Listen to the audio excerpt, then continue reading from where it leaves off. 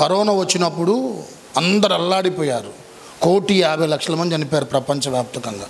ముతకోలు తక్కువ అంట, 30 నుంచి 40 సంవత్సరాల మంది చనిపోయిన ఎక్కువ అంటండి. మందు వచ్చింది, వచ్చిందా లేదా? రైట్, వ్యాక్సిన్ వచ్చింది.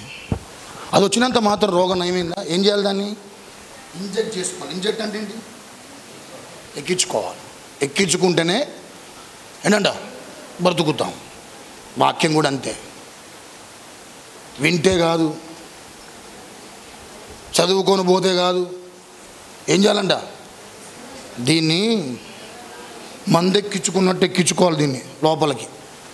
బ్రతుకులు మారుతాయి, జీవితాలు మారుతాయి, పరివర్తనలో మార్పు వచ్చేస్తుంది. నీ విధి విధానంలో మార్పు వచ్చేస్తుంది. నువ్వు ఆలోచించే తీరులో మార్పు వచ్చేస్తుంది. నువ్వు చూసే చూపుల్లో మార్పు వచ్చేస్తుంది. నడవడికలో మార్పు వచ్చేస్తుంది. నీ వస్త్రదానంలో మార్పు వచ్చేస్తుంది. సగటు వ్యక్తితో మంచిగా మాట్లాడే మనస్తత్వం నీకు వస్తుంది.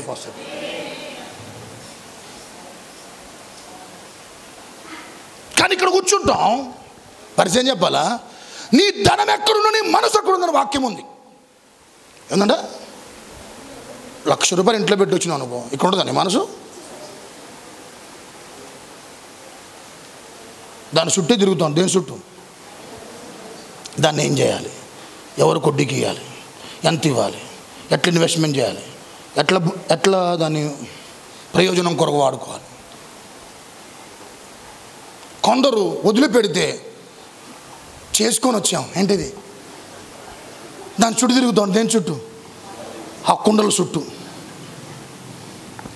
ప్రపంచంలో చంచలమైందంటూ ఏదైనా ఉందంటే, అతి వేగంగా నీకు తెలవకుండా ప్రయాణించేదంటూ ఏదైనా ఉందంటే, ఒక్క చోట నికరంగా ఉండకుండా అటు ఇటు అటు ఇటు ఇటు అటు తిరిగేటువంటిది ఏంటంటే నీ మనసే. నా మనసే. దాన్ని కట్టాలి వాక్యము చేత. ప్రభు దగ్గరకు వచ్చావా, నీ మనసు దేవుడితో ఏం చేయాలి చెప్పాలా? కట్టేయాలి దాన్ని. దూడ ఎందుకు కట్టేస్తాడండి? అయ్యా మోషే గారు, వెరీ గుడ్. ఇంకా వెరీ గుడ్. ఇంకా లా చెప్పినా చేసావా? గేదెలమ్మడి పోయిన అనుభవాలు ఉన్నాయి. ఎందుకు కట్టేది? ఆ తీరు తిరగకుండా. అది మెయిన్. ఒక్క చోట ఉండదు కదా, అది చింగునే అదే. ఏది? దానికి తాడు కడతారు. ఎందుకు?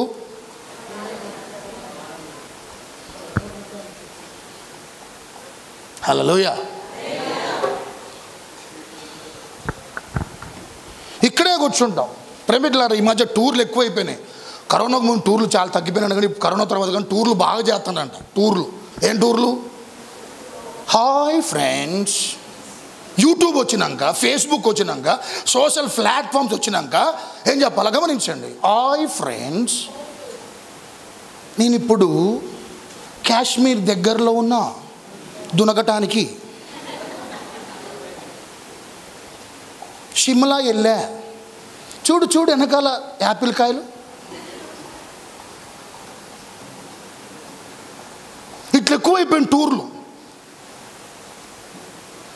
కొందరు అంతర్జాతీయంగా తిరిగే వాళ్ళు ఉన్నారు, జాతీయంగా తిరిగే వాళ్ళు ఉన్నారు. అవి చేత కాకపోతే ఇక్కడ పక్కన ఉన్న ట్యాంక్ బండి కాడికి పోయి తెలవాలి, సోషల్ ప్లాట్ఫామ్లో పెట్టాలి. ఎక్కడికి పోయానో తొందరగా ఏం చేయాలి, జనాలకి ఫోటోలు దిగాలి. ఎక్కడికి పోయి? ఇక్కడ మున్నేరు వాక్ కాడికి పోయి, అటు ఇంకేముందటు ట్యాంక్ బండి కాడికి పోయి, ఇంకా కొన్ని ఉంటాయి ప్రాంతాలు, అక్కడ పోయి దిగాలి. అంటే ఏం చెప్పాలనుకున్నావు నువ్వు? చూడు, నన్ను చూడు, ఇక్కడ పోయినా అని. ప్రేమికులారా, ఈ విషయాలు తెలియజేయడానికి టూర్లు బాగా చేస్తారండి. బాగా ఎక్కువైపోయినంట. రాకడకు ముందు కూడా అంటండి ప్రయాణాలు ఎక్కువ ఉంటాయి అంటండి. బైబిల్లో ఉంది. ప్రభు రాకడికి ముందంట విద్య జ్ఞానం బాగా పెరిగిపోద్దంట. రెండోది విస్తారమైన ఏంటంట ప్రయాణాలు చేస్తారంట. అది ఒక సూచన. ఏంటి? ప్రభు రాకడకు సూచన. అది జరుగుతుంది ఇప్పుడు. అది దయచేసి గమనించండి. నీ మనస్సు ఎక్కడ చెప్పాలండి? వచ్చావు ఇక్కడికి, కట్టి పెట్టేదాన్ని. ఎక్కడ? ఇక్కడ పెట్టేదాన్ని. దేవుడితో కనెక్ట్ చేయి నీ మనసుని. ఆ పరలోక అంతరిక్షానికి వెళ్ళు. శ్రేష్టమైన అనుభవాలు నీ కొరకు నా ప్రభు సిద్ధపరిచుంచాడు. పరలోకపు ఆ ప్రభావం చూడగలుగుతావు, ఆ పరలోకపు ఛాయను చూడగలుగుతావు, ఆ పరలోకపు అంతరిక్షములు విహరిస్తూ ఉంటావు, ఆ పరలోక ప్రభావం నువ్వు ఆరాధిస్తున్నప్పుడు పొందుకోగలుగుతావు. ఆ పరలోకపు అనుభవాలు ప్రభు సన్నిధిలో ప్రేమికులారా నువ్వు వచ్చినందుకు నా దేవుడు తన ప్రత్యక్షత నీకు ఇచ్చి నిన్ను బలపరుస్తాడు ఆయన. ఆమేన్ చెప్పండి. ఈ మనసు అనే నడుము ఏం చేయాలంట? కట్టాలి. ఫస్ట్ దాన్ని కట్టాలి. బైబిల్లో త్వరగా కొన్ని విషయాలు చెప్పి నేను ముందుకెళ్తాను. ఈ నడుము కట్టుట అనే అనుభవాలు బైబిల్లో కొన్ని చూశాను. అవి మీ ముందు ఉంచిది అంశం, నడుములు కట్టుకొని ఉండుడి అనేటువంటి అంశం మీద ప్రభు మనతో మాట్లాడుతుంది. మీరేం టెన్షన్ పడమాకండి. 1:30 కల్లా బైండప్. మీరేం కంగారు పడవద్దు, దయచేసి ఏం కంగారు పడవద్దు. నిర్గమాకాండం 12వ అధ్యాయం 11వ వచనం.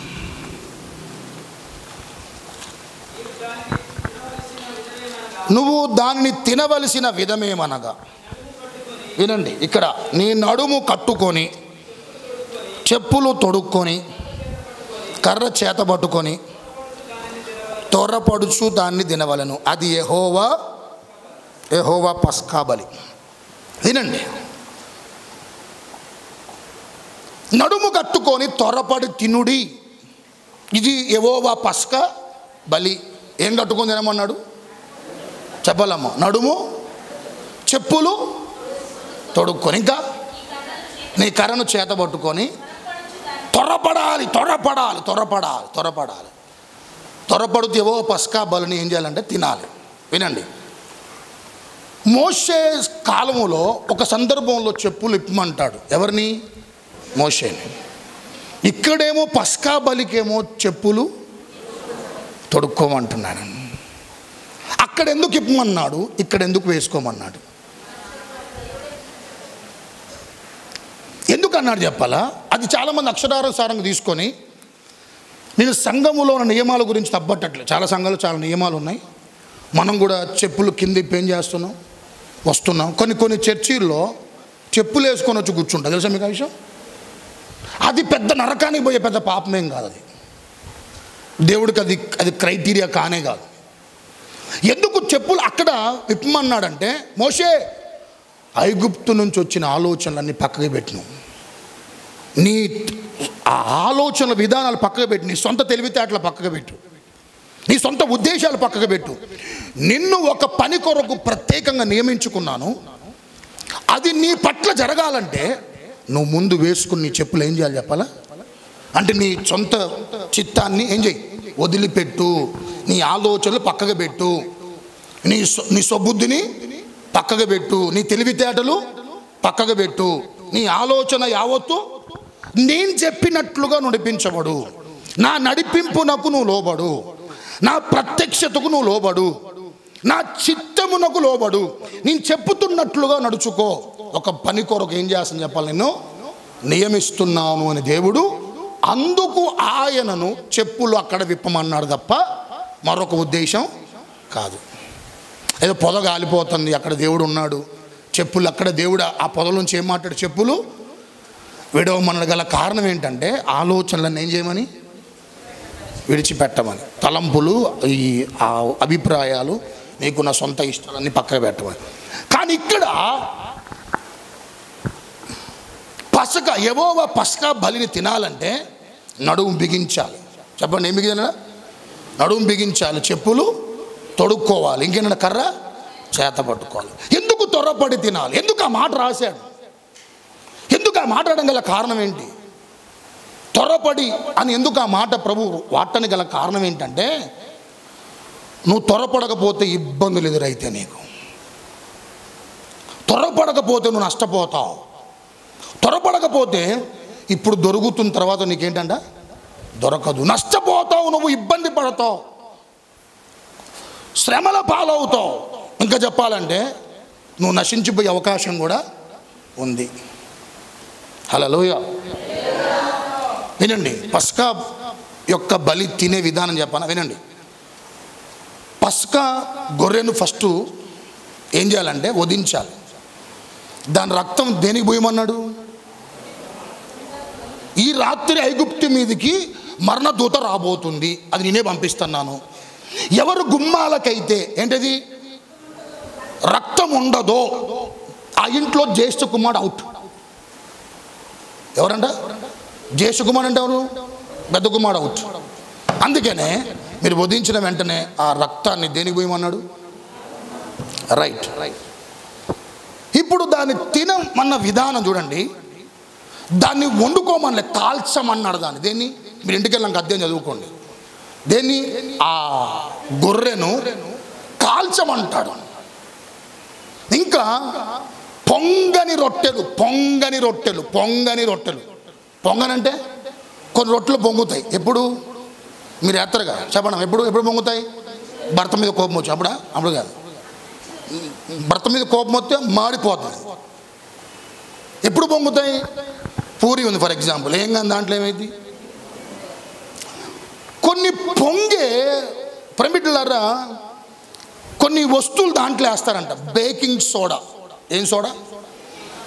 ఎందుకు వేస్తా చెప్పాలి? అది వెరీ గుడ్.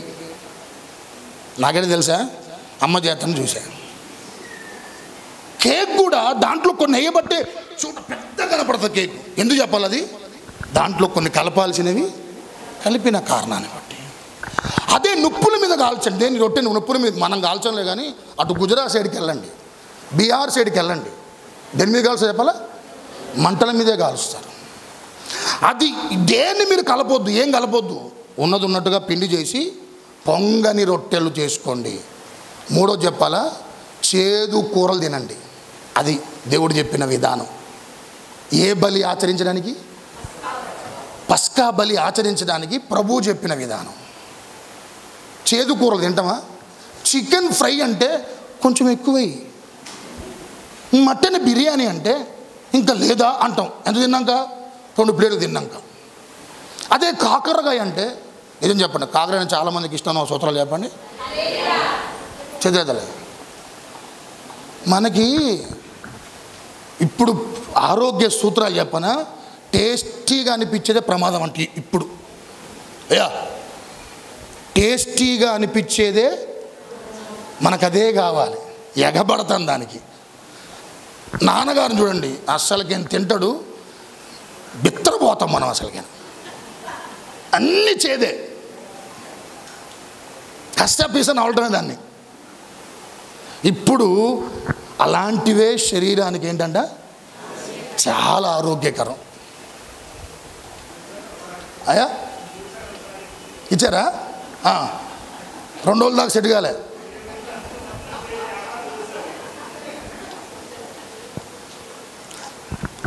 హల్లెలూయా అని అలవాటు చేసుకోండి. టేస్టీ ఫుడ్, ఈ ఫాస్ట్ ఫుడ్ వీటన్నిటికీ దయచేసి అలవాటు పడమాకండి.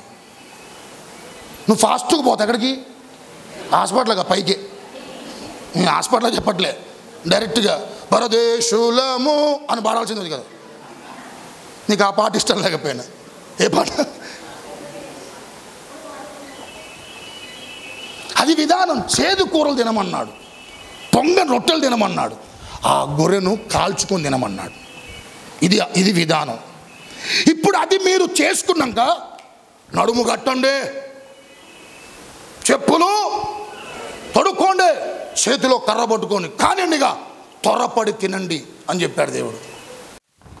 కానీ దేవుడు కట్టమన్నాడు దాన్ని. దేని? నడుమును కట్టమన్నాడు, తినమన్నాడు దాన్ని. గమనించండి, రేపటి దాగ్గుద ఉంచొద్దు. ఈరోజే దాన్ని ఏం చెప్పాలి? మీరు త్వరపడి తినేయాలి. తినకపోతే సంహారపు దూత రాబోతుంది. మీరు నాశనం అయిపోతారు, మీరు ఉగ్రతకు పాలైపోతారు, మీరు నష్టపోతారు అని చెబుతూ ఈ విధానం దేవుడు ప్రమిడ్లరా పస్కా బలిని ఆచరించమని చెప్పి అన్నాడు. అంటే గమనించండి, తలపైకి ఎత్తండి. రేపుకి మనకు రూపు లేదండి, దృష్టిలో పెట్టుకో. రేపు ఉందా? ఈరోజు తినమన్నాడు దాన్ని. రేపటికి ఉంచుకోదన్నాడు. సందేహపడకుండా తినమన్నాడు, సంశయపడకుండా తినమన్నాడు, త్వరపడి తినమన్నాడు.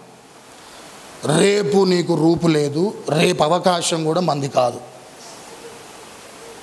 ఉన్నప్పుడే ఏమున్నప్పుడే అవకాశం ఉన్నప్పుడే త్వరపడు,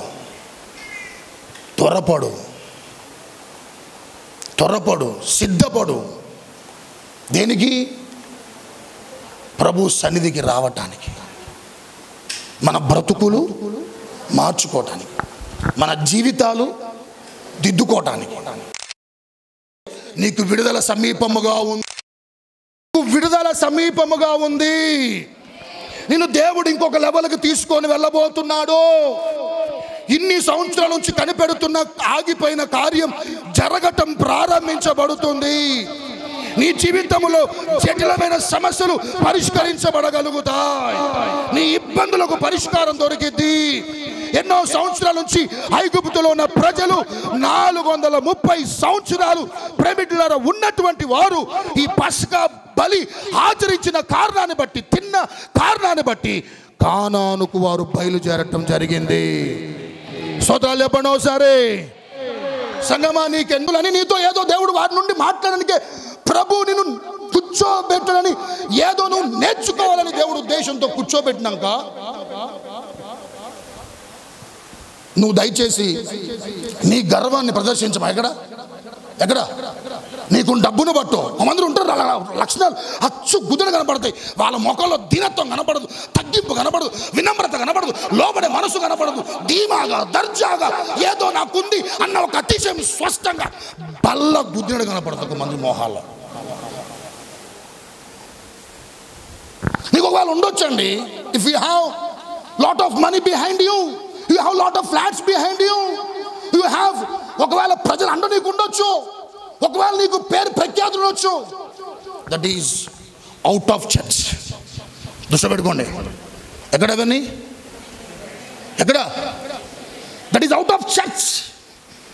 దట్ ఆల్ యాటిట్యూడ్స్, లేకుంటే that all activities are out of church, not inside the church. మందిరంలో కాదు నీ చలామణి, నీ ప్రవర్తన ఏంటంట బయట అవన్నీ. ఇక్కడ వినమ్రత కావాలి. ఇక్కడ కట్టు, నీ అడుగుని కట్టు, నీ మనసును కట్టి ఇక్కడ నేర్పి ప్రభు, నాకు దీనత్వం నేర్పి, ఎగిరి పట్ట మానేసే ఆ బుద్ధి నాకు దయచేయి. ఎగిసి పడే ఆ మనస్తత్వం దూరపరుచు నాయన. ఏం చూసుకొని విర్రవీగుతున్నాను అవేవి కాదయ్యా, నువ్వు నాకు ఏంటంట ప్రాముఖ్యం అని, నాకు ఈ మనసి ప్రభు అని వినమ్రతతో కూర్చుంటే వాళ్ళని ప్రభు దర్శిస్తాడు. సంగమా, బా నా ప్రభు నిన్ను కృంగిన నిన్ను లేవనెత్తడం జరిగిద్ది, బలహీనంగా ఉన్న వాడిని బలపరచడం జరిగిద్ది, నీ స్థితిగతులు మార్చగలిగే కార్యాలు జరుగుతాయి. నిన్ను దేవుడు అత్యధికంగా అద్భుతంగా నువ్వు ఊహించని రీతిలో నా దేవుడి కార్యాలు ప్రభు జరిగిస్తాడు. ఆయన ఈ రోజే చివరి రోజు అన్నట్టుగా భక్తి చేస్తే విడిపించబడతావు.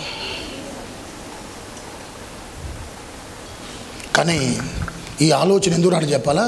మనసు ఇక్కడ లేదు, వాక్యం మీద లేదు. ఒక సామెత ఉంటుంది, ఏం చెప్పాలి ఆ సామెత? ఈ మందిరం అంట పాపులకు హాస్పిటల్ అనేది అంటుంది. పాపులకు, పరిశుద్ధులకు మాత్రమే కాదు, పాపులకు. ఎప్పుడు కావాలండి డాక్టర్ మీకు? ఎప్పుడు కావాలి డాక్టర్ మీకు? ఆరోగ్యం బాగున్నప్పుడా? ఎప్పుడు రావాలి నువ్వు ప్రభు దగ్గరికి? ఎప్పుడు రావాలమ్మా నువ్వు? బ్రతుకు బాగలేనప్పుడే రావాలి, జీవితం బాగలేనప్పుడే రావాలి.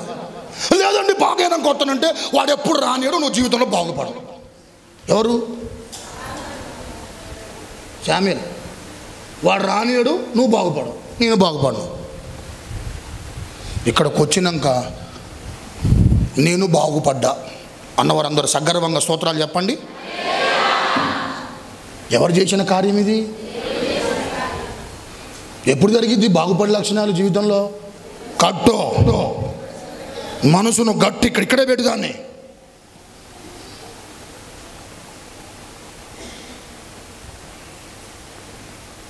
ఇంగ్లీష్లో ఒక సామెత ఉంటుంది, తలపైకి ఎత్తండి.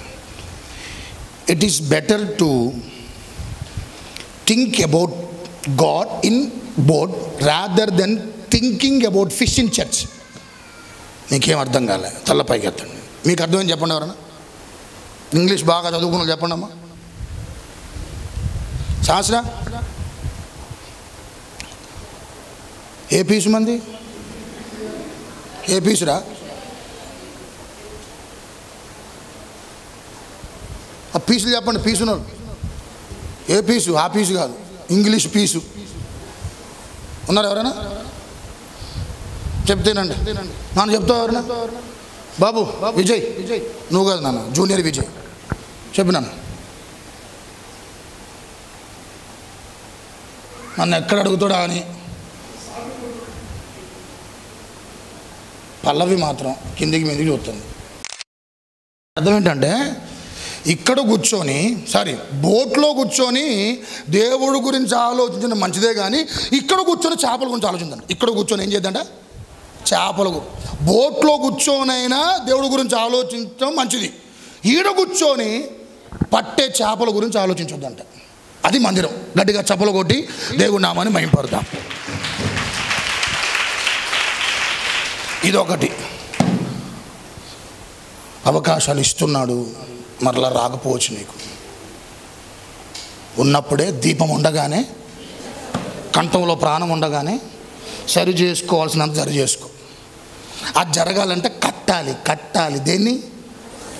ఇక్కడ గడితేనే అంతరంగంలో కార్యాలు జరుగుతాయి. ఎక్కడో పెట్టినా ఒక మనసు ఇటు వెళ్ళిపోయింది. ఉప్పరిసే జాతా హై. ఉప్పరిసే అంటే అందరు నా జైతా హై, ఉప్పరిసే జాతా హై. పైకి వెళ్ళిపోతాను ఈ మాటలు. 3 నెహేమియా కూడా ఉంటాడు. అది చెప్పను, ఎప్పుడైనా చెప్తావు. దాని గురించి ఇంక వివరాలు చాలా బాగుంటాయి. 52 రోజుల్లో మందిరం కట్టిండు. ఎవరైనా? ప్రాకారం కట్టిండు. మందిరం యెహోషువ జెరుబ్బయలు కట్టేశారు, 2వ మందిరం. ఇప్పుడు ఏం చేసిన పని ఏంటి? ప్రాకారాలు కట్టిండు. దాన్ని కట్టాను కానీ నడుము ఏం చేసిండంట? బిగించిండు. నెహేమియా 4:18 ఇంటికెళ్ళి చదువుకోండి. మందిర పరిచయం జరగాలని నా ఒక్కడి వల్ల జరగదు, దృష్టిలో పెట్టుకోండి. కుటుంబం వల్ల జరగదు, మీ అందరి సహకారం వల్ల జరిగిద్ది. మా పరిచర్య వాళ్ళందరూ కలిసిగట్టుగా ఏం చేస్తే, చాలామంది ఎవరికి చెప్పిన బాధ్యత వాళ్ళు చక్కగా ఏం చేస్తే, నిర్వర్తిస్తే ఆ ప్రాకారం ఏంటంట కడుతుంటే చాలా అవరోధాలు వచ్చాయి, చాలా ఆటంకాలు వచ్చాయి. కొన్నిసార్లు నువ్వు చేసే పనులకు కూడా ఎవరైనా మంచి పని చేయడానికి ముందుకు వస్తే నిన్ను వెనక లాగేటోళ్ళు చాలామంది. నీ ఇంట్లో వాళ్ళే లేరా? చాలామంది ఉన్నారు. అయినా నిందొచ్చిన అవమానం వచ్చిన ప్రభు చూస్తున్నాడు. మంచి మనసుతో చేయి. కారణం లేకుండా తిడతన్నారా, అవమానిస్తున్నారా, దానికి ఒకటే గుర్తుపెట్టుకో, పెద్ద బహుమానం నా ప్రభు నీకు ఇవ్వబోతున్నాడు. అద్భుతమైన బహుమానం, దానికి ప్రతిగా నా ప్రభు నీకు ఇవ్వబోతున్నాడు. అనాల్సిన వాళ్ళు గుర్తుపెట్టుకోవాలి. మీరు అంటున్నారు, అనండి, ఏం కాదు. అవి గనక కారణాలు లేకుండా తిడతన్నారా మీరు, వాళ్ళు అవన్నీ ఏంటంటే వాళ్ళకి టోబు, సంబలుటు, ఇంకెవరంట గెషేము, 3 ఆటంకపరిచారంట. లెటర్లు రాశారు, పిటిషన్లు పెట్టారు, ఏం కట్టొద్దని, ప్రాకారం కట్టొద్దని. ఇంకా అతను కడతంటే నక్కలు ఎగురు దునుకుతే ఆ వైబ్రేషన్ గోడ కూలిపోయింది. నెహెమియా అలాంటి గోడ కడతామని హ్యూమిలేషన్ చేశారు, ఎగతాళి చేశారు. ఎవరండి? నెహెమియా ఎవరండి? ఉద్యోగస్తుడండి, గవర్నమెంట్ జాబ్ అండి. ఎవరిది? ఆస్తిపరుడండి, ధనవంతుడండి. కానీ దేవుని సన్నిధిలో పరిచయం జరగాలి, కట్టబడాలి అని చెప్పి కంకణం కట్టుకొని ముందుకొస్తే సంగమా ఎన్నో ఆటంకాలు వచ్చినా, ఎన్ని అవరోధాలు వచ్చినా, ఎన్ని అభ్యంతరాలు వచ్చినా గమనించాలి ప్రేమిలారా. దేవుడు అతనిలో ఉండి, అతని పక్షమున ఉండి ఆ ప్రాకారాన్ని దేవుడు కట్టించగలిగాడు. ఆమేన్ చెప్పండి. ఈ అనుభవాలతో ప్రభు మనందరినీ ప్రభు నడిపించి బలపరచునుగాక. యేసయ్య చెప్పిన మాట ఏంది? మీ నడుములు కట్టుకొనుడే. అర్థం ఏంటి? మనసు అన్న నడుము కట్టుకోవాలి. అది కట్టుకున్న వారు ఎవరు? ఇశ్రాయేలీయులు. ఇంకెవరు? ఏలియా. ఇంకెవరు? నెహెమియా. ఈ అనుభవాలతో మన ఆధ్యాత్మికమైన జీవితాలు ప్రభు కొనసాగించి స్థిరపరచునుగాక. ఇంతవరకు ప్రభు మాట్లాడు, ఇప్పుడు నువ్వు మాట్లాడు ప్రభుతో. ఇంతవరకు నాతో మాట్లాడు, ఇప్పుడు నువ్వు మాట్లాడాల్సిన సమయం. మాట్లాడతావు? ప్రభువా క్షమించిన ఆయన, చాలా చాలా చాలా చులకనంగా చూస్తున్నానయ్యా, నేను చాలా నా జీవితంలో నేను నీ పనన్నా లాభం ఉంటే చేస్తాను, కానీ లాభం లేకపోతే చేయట్లేదు. సోదరుడా గుర్తుపెట్టుకో, నిస్వార్థంగా చేయి దేవుడి పని. మనసు పూర్తిగా చేయి దేవుడు పని. నువ్వు కష్టపడే దానికంటే నా యేసయ్య ఇచ్చే ఆశీర్వాదం ఉన్నతమైన స్థితికి తీసుకొని వెళ్ళబోతుంది. యేసయ్య ఆశీర్వాదం గొప్పది. నీ కష్టార్జితము చేత కంటే యేసయ్య దీవెన గొప్పది. యేసయ్య ఇచ్చు స్వస్థత గొప్పది. యేసయ్య ఇచ్చు ఎదుగుదల గొప్పది. యేసయ్య ఇచ్చు అభివృద్ధి గొప్పది. యేసయ్య ఇచ్చు విడుదల గొప్పది. ప్రభు నీకు ఇచ్చేది వెంటనే కనపడకపోవచ్చు, కానీ ఖచ్చితంగా నీ ప్రయాసకు బహుమానం ఉందని వాక్యం ఉంది. క్రీస్తులో పడుతున్న ప్రయాసానికి అది వ్యర్థముగా పోదు అని వాక్యం ఉంది. వ్యర్థంగా పోదంటే ఖచ్చితంగా దానికి ప్రతిఫలం ఉందని అర్థం. సంగమా, నీ కన్నీటికి బహుమానం ఉంది, నీ దశంభాగాలకు బహుమానం ఉంది, నీ సమర్పణకు బహుమానం ఉంది, నువ్వు చేసే పరిచర్యకు బహుమానం ఉంది. ప్రభు సన్నిధిలో ఒళ్ళు దగ్గర పెట్టుకొని డిసిప్లిన్ కూర్చోవడంలో కూడా బహుమానం ఉంది. చేతులెత్తారా, ప్రార్థన చేయబోతున్నాను. ప్రభువా, చాలా విషయాలు నాతో మాట్లాడావు నాయన, చాలా విషయాలు మాట్లాడావు ప్రభు. నిన్ను ప్రభు దర్శిస్తున్నాడు సోదరా. ఇప్పటికైనా మించిపోయింది ఏం లేదు. రేపటికి రూపు లేదు.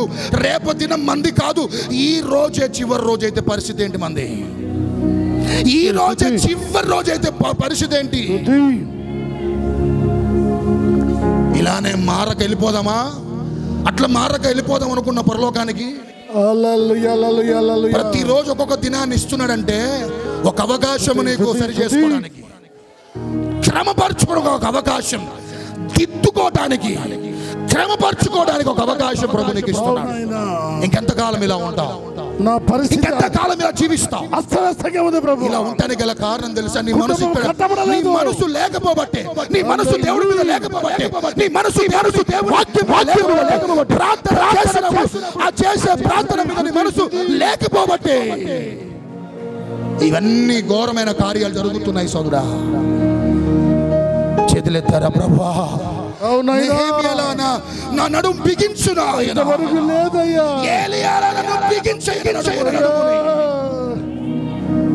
400 మందిని ప్రభు నా తండ్రి స్తోత్రములు చంపడానికి నడుం బిగించి చేతులెత్తిన బిడ్డలందరినీ ప్రభు బలపరచును గాక. వారంతరంగంలో యువములో యువము ద్వారా జరగాల్సిన మార్పు జరుగును గాక.